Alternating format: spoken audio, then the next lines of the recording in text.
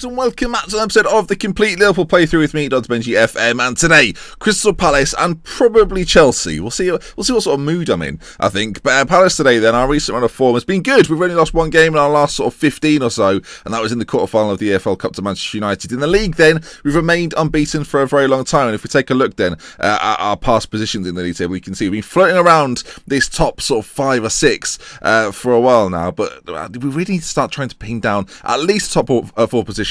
But really, I want to get back in the title race, and beating teams like Crystal Palace is the perfect way to do that. As I say, the FA Cup game against Chelsea will come after this, so we'll see what happens in that one. But first of all, this game against Palace then, and a decision needs to be made. This formation has been working wonders recently, but after the recent 1-1 draw against Newcastle, it's made me question almost everything. Do we stick with it, or do we mix things around just a touch to try and get a performance or some more goals out of our side? Now, Sergio Aguero is struggling a little bit with fitness, so I think what we might do is switch him out for this game in particular and make a double change. I'm thinking Sadio Mane comes back into the side with Divock Origi instead of Roberto Firmino. And now we just bring Sadio Mane out to the left or the right-hand side with De Bruyne on the other side playing as sort of a playmaker. I think, actually, the way I think about it is that De Bruyne can cut in on his right foot from that wide area as an inside forward, and then Mane as this attacking winger on that side with Origi up top with him.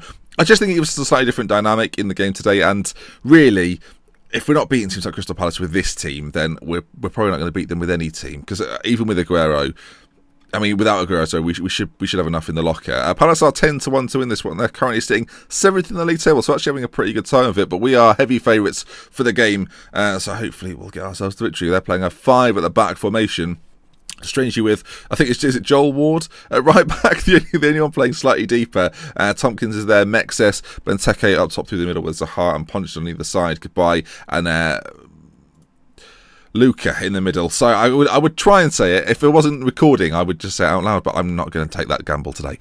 You can see though from the goals table that only Sergio Aguero has scored more than 10 goals this season, and that is a bit of a worry for me. We're looking really for everyone else to chip in and get themselves a goal, but it's not really happened so far this season. Firmino so far with 3 goals in an awful lot of appearances. I mean, we're still in the transfer window. There may arguably be a case to move Firmino on and bring in a replacement. That might be something we look at straight after this game, so keep an eye out. You never know. As that's quite nice. I quite like the angle there of the that shot of the camera behind the goal, looking across the pitch. You don't see that one very often. Quite like that one. We should see more of that. As we kick things off, then we are in the red kit. They're in their famous yellow. I don't think it is particularly famous, but yellow seems to be quite a regular second kit for Crystal Palace, I think, as De Bruyne's ball in is met by the head of Joel Matip at the front post, and just under 5 minutes gone, Joel Matip puts Liverpool 1-0 up, and it's a perfect way to start the game. And I've got to say, right, if we can get within 6 points, that's a very sort of zonal marking system that Palace are adopting there, and it's not worked out for them as Matip beats the man at the front post. Matip being about 6'5" has helped in there, I think. Regardless, though, up into third, there's a 6-point gap. I know both teams have a game in hand on us, and Manchester United could extend that again to 9 points if they win their game and we carry on to win here. But I don't know, I still fancy a late push at the title. I don't think it's quite over yet. It's interesting, though, the teams with the best goal difference, Arsenal and Chelsea, are actually below us in the league table as things stand currently. So, kind of strange that obviously us, Manchester United and Tottenham, arguably not with the best defensive records, or at least not scoring as many as Arsenal and Chelsea. As I'm going to say I'm happy with things are going. Keep it up. It's been quite a basic, simple first half, really. Not too much to speak of. We've got the goal, and there's not really much more to analyse. That's been the only highlight of the game so far. Palace haven't had a shot. I mean, if you're going to look at it from that perspective, things are going rather well for us. I do think when you play a 3 in midfield, actually, with wider players, the midfield sit a little bit more defensively and allow your wingers to create. As Palace's first chance, the ball's played in. Van Dijk's fouled someone, and it's a penalty. This is going to be their first shot. From a set piece, it's bundled in. Doesn't matter if it's a game or if it's virtual. Liverpool's set piece defending is abysmal. Joe Hart then in goal against Yohan Cabaye, and the result is Joe Hart not only saves the ball but catches it at the same time. Beautiful save from Joe, and then throws it out looking very comfortable. Jordan Henderson on 66% conditioning, struggling a little bit. I mean, we could bring on, actually, midfield-wise, we don't have a natural replacement, which is a mistake on my part. I mean, Alexander-Arnold's probably the best bet as Kevin De Bruyne. If we get to 2-0, I think I'm more inclined to take Henderson off at that stage there as well. James Tompkins now has given away a penalty. He rose with Emre Can. I'm not sure what that was for. Similarly to the Van Dijk one, really. It's just a collision in the area, and it's been given as a penalty kick. Divock Origi then will be stepping up against Steve Mandanda. And as I say, if we get this 2-0 lead, I think we'll rest Henderson, who'll probably be missing out on the Chelsea game anyway, as Divock Origi finishes the penalty off, and that is going to allow us really to make the changes. Alexander-Arnold in there then instead of Henderson. And Mohamed Salah, I mean, wingers have been getting less and less football under me this season as the formation switch came about, but with Origi's penalty here, there was no need to change the instructions really, because I want the three up front to do similar things, the rest of the team as well. I want to operate in a very similar way. But there we are then. I mean, the instructions have worked out quite nicely with exploiting the flanks that we had on already, the shorter passing, working into the box, and the overlap. All of those can still be applied with the system that we're operating in. And so far, a comfortable 2-0 win. Kevin De Bruyne working at Alexander-Arnold, who's come on for Henderson. Shan forward to Origi, maybe get himself a second of the game. Divock Origi strikes. I'm not sure if it was saved or if it hit the post. Regardless, Salah's given offside, and that'll bring an end to the highlight. But a good performance from us. I think you look at that league table, or the league table, sorry, the stats over there. Palace have had 1 shot, 1 on target. That was the penalty. We've had 20 shots, 11 on target. And maybe then this 4-4-3 might be something to think about in the future. Now, I mentioned before the game kicked off that Roberto Firmino's form and attitude generally, morale-wise, hasn't been the best. So we might look, if we can get quite a big fee for him, I'm talking like 50 million-ish, then I might move him on, you know. Let's take a look here. Roberto Firmino, worth 42 million, is wanted by a couple of clubs. We've set his asking price at a massive £90 million. Maybe if we bring that down to sort of 75, maybe some interest in him. As I say, the transfer window's nearly over. We are going to play Chelsea as well today, so a slightly longer episode. That game was quite short anyway, so that's worked out quite nicely for us. Right then, let's have a look. Scouts are out there. Of course, if we're selling Firmino, there's an option to bring in maybe an attacking player, someone like Edison Cavani, who, I don't know, maybe an option for us.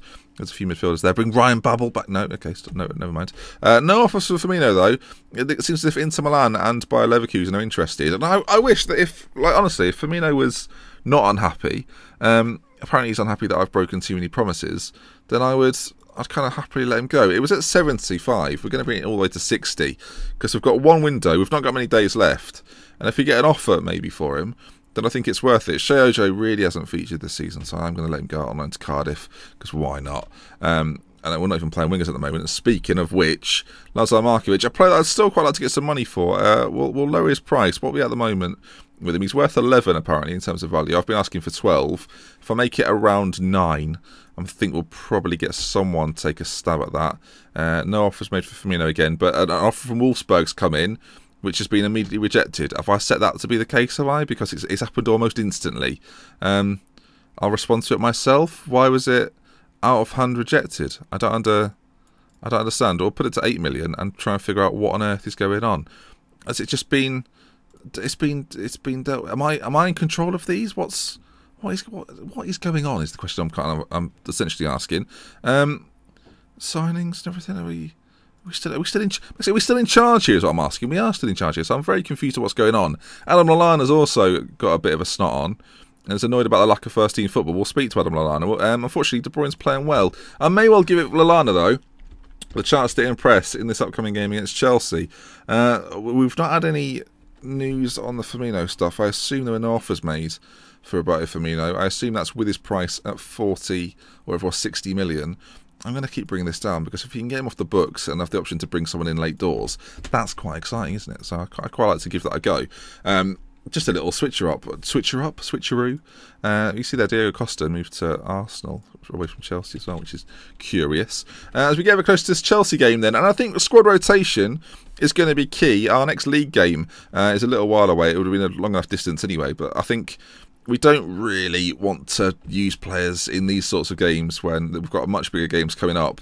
And although I want to do well in the FA Cup, the squad probably allows us to rotate, so we will do. Karius comes in, as does Sacco. We'll kind of go for a massive change here. Kolasinac can come in as well. Alexander-Arnold at right back. Joe Gomez can come in for Van Dijk at the back. We mentioned we'll drop Henderson, and we will do. We'll also bring Wijnaldum in. Grujic for Henderson in the centre. A box-to-box midfielder.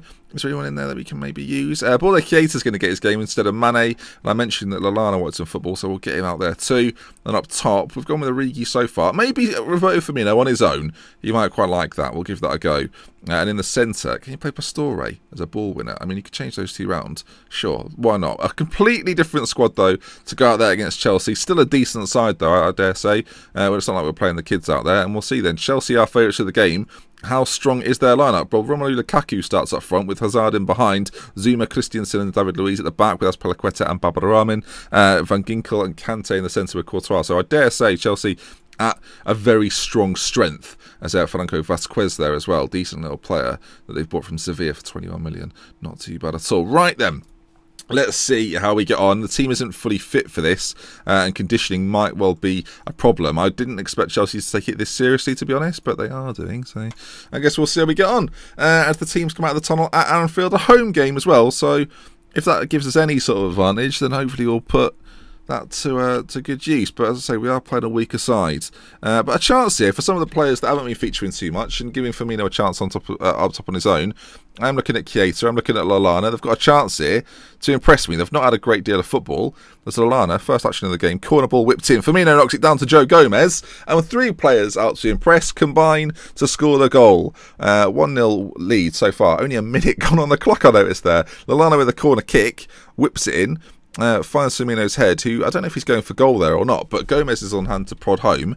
And a lovely little finish from the lad, I've got to say, enjoyed that. Still 1-0 though, 15 minutes or so on the clock as another highlight comes around. Courtois plays it out to David Luiz. Of course, Chelsea playing this three at the back system. Joe Gomez though wins a great challenge. And now Javier Pastore, who was also trying to move on, but I've had no interest in.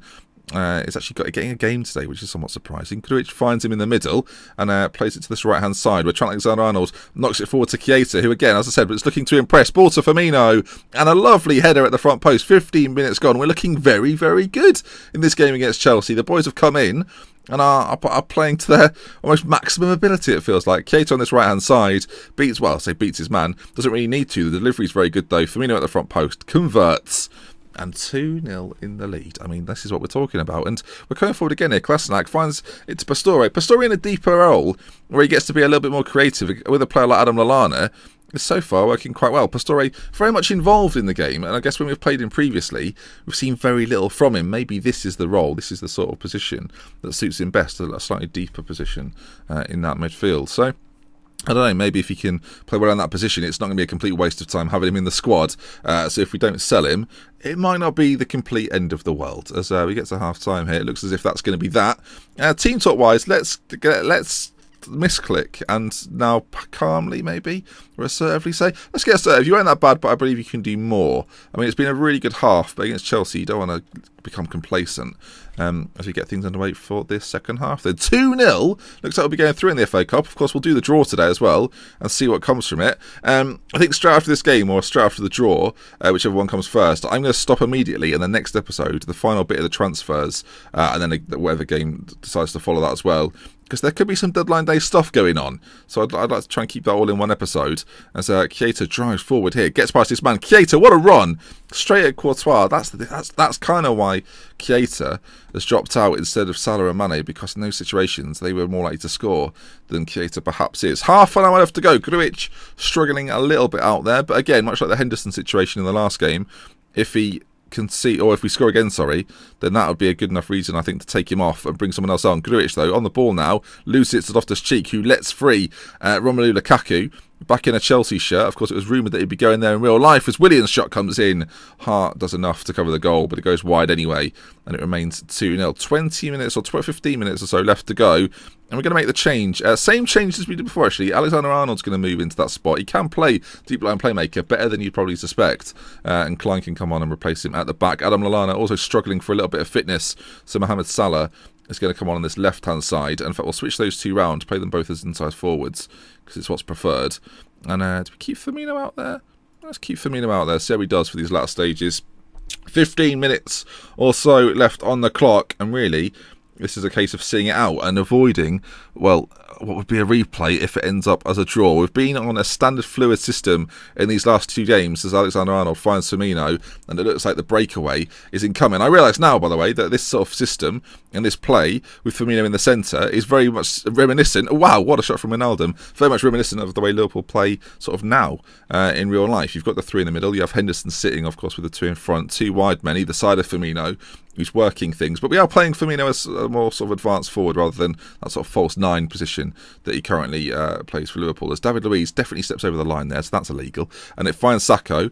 He finds Firmino. He's got 2 men to beat, but a runner on that right side, in I think it's Salah, if he wants to find him, chooses not to. Sacco gives it to Kolasinac, and now it's Keita Balde, or Balde Keita, who's beaten by Michael Keane. Forget, in the summer we actually tried to sign Michael Keane, didn't we? But we ended up not going for it. Or maybe it was the first season. I actually can't remember. I just know at some point we went after him. As it's Nathaniel Klein on the ball, driving forward with it into Mohamed Salah. He's got options inside and finds Pastore. If he can find Firmino, maybe. No, back to Salah. And then a good run from the Egyptian as it's cut out. And Willian is going to look for Lukaku. And with not long left to go, a goal would put the spanner in the works. But no, Lukaku shoots wide. And you would suspect, folks, at this point in the video, that is probably going to be that. And the game, indeed. Another corner, Pastore to take. But that is going to be it, I'm sure, as we win the game 2-0 against Chelsea. And I guess for momentum and for confidence, that's really good. Didn't play our first team against the Chelsea side that... largely, I think we would all agree, probably was their first team. Now, FA Cup draw on the 5th. Sorry, not on the 5th. The 5th round draw on the 29th. We'll play that, and then or we'll do that, and then we'll stop the video there with seeing who we get in the draw, because I quite like a draw. I don't think we're going to see too much action. There's a few loan businesses going on, and I do think, though, deadline day might encourage quite a lot of business to go down. Hence, next episode, I want to kind of focus on that, and then the game against West Brom as well. The Champions League fixtures, of course, will be returning soon. Who did we get in the draw? Leverkusen? Yeah, Bayer Leverkusen. That won't be too far away now, which should be quite exciting. See how we're doing that. Like, we want a bit of a run in that, right? This is the final season of this save. So I want to see how we get on. Interestingly, PSG have bid for Mamadou Sakho, sorry. And I don't necessarily think that's a good enough deal. We spent 15 on him a while ago. Nangolan wants a new contract, apparently, and I didn't offer him it because I think, if I'm not mistaken, he wanted loads of money. And I was just like, you're not having loads of money. I guess at this point, though. Oh, did he want 210? Did we agree that? All right, I guess I'm just going to do it. I feel like I've been backed into a corner there, and I've just offered him a contract without realising what on earth is going on. There's the FA Cup draw. I've just done it like that. Well done, me. Swansea away on the 17th of February. Yeah, it's not too bad. I mean, the run's decent for us there, so I'm not too disappointed. But that's going to bring us to the end then. If you've enjoyed the video, do drop a like. If you want to see more of the series, subscribe to the channel. And I'll be with you from me, until next time, a double game episode. I'll just leave it there, shall we? Goodbye.